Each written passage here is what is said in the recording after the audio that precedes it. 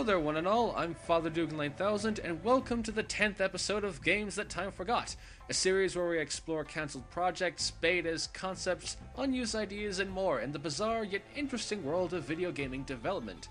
Now, normally, whatever game I tackle for the episode usually ends up in some sort of sad fate, be it getting cancelled, having most of the original content removed, or vastly changed in some manner, or what have you.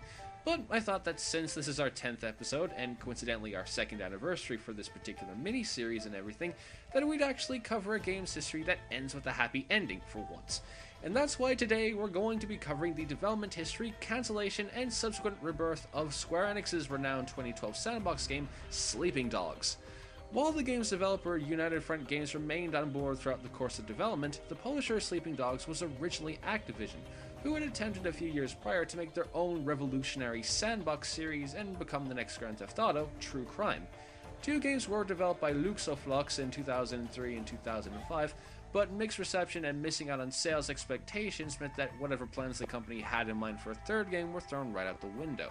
That was until 2008. Shortly after their formation, United Front Games began production on a Sandbox game based on a completely original IP, and when Activision saw what they were doing, they decided it would be a good idea to help out the game's sales with brand familiarity and try once more to get True Crime into the headlights. And so, at the Spike Video Game Awards 2009, they announced the next installment of the True Crime series to be released in 2010, originally titled True Crime Hong Kong, before changing the name to simply True Crime, considering it to be a reboot for the series.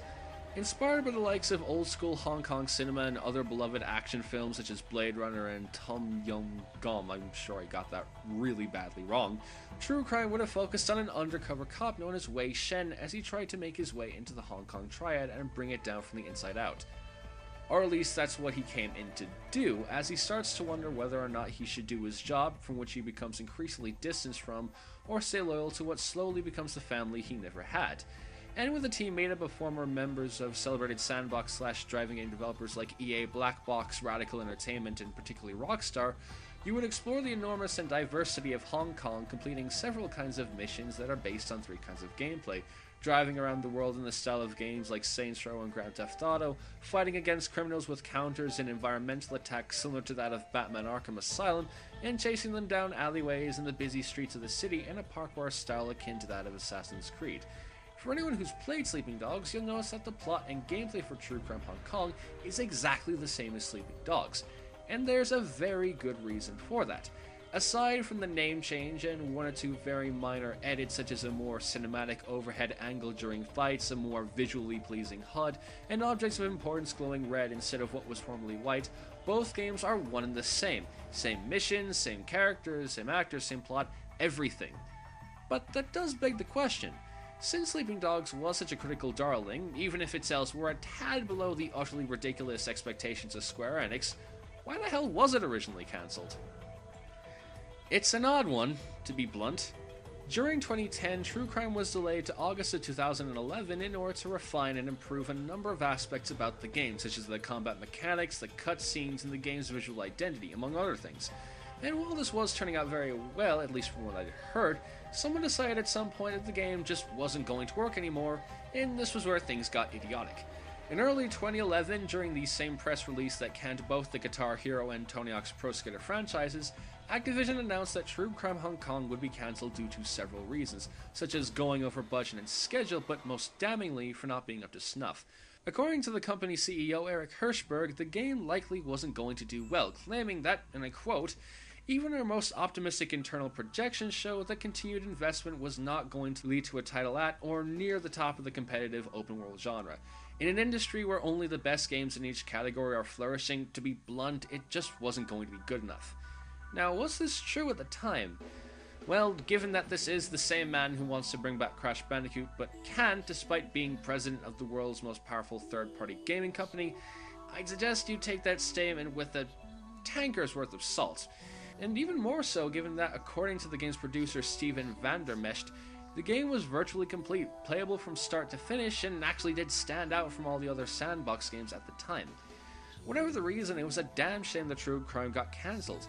Having played the original when I was younger and enjoying it somewhat, I was really looking forward to this latest installment, and to have it cancelled when it was virtually done made no sense. It still doesn't make any sense.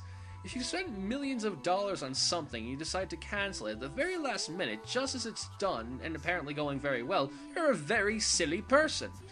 Still, there was at least one company that wasn't entirely run by silly people, ironic given what they've done, Square Enix. In the middle of 2011, a number of Square Enix people stumbled upon the cancelled True Crime and, believing it to be a hidden gem waiting to be shown to the world, they purchased the rights for the title from Activision, but not the name, which is why the game got changed to Sleeping Dogs in the first place. And with that, United Front got back to working on the project they spent so much time on and finally released it in late 2012 to fantastic reviews and sales that, while not fantastic, were at least strong enough to earn itself a sequel that's currently in development. Like I said at the beginning, we finally have a happy ending to an episode of Games That Time Forgot, for once. While the initial cancellation continues to baffle the hell out of me, the fact of the matter is that we eventually ended up with a really good Sandbox game that goes beyond initial expectations and manages to be one of the most addictive and enjoyable games I've played in a long time.